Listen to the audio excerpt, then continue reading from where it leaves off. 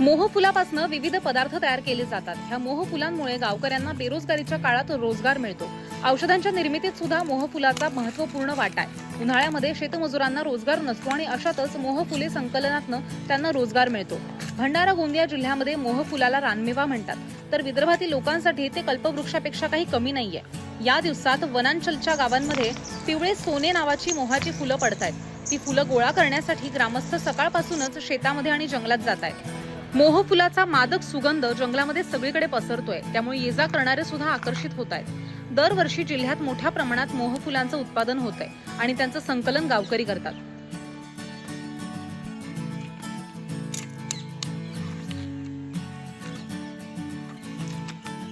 आम्ही 5 वाजतापासून येतो ना 9 वाजतापासून जातो घरी।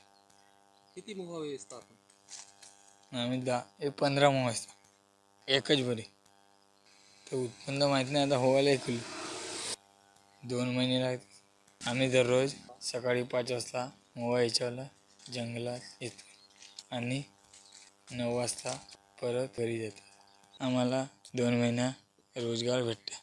या रोजगारामुळे आमचा परिवार चालतो।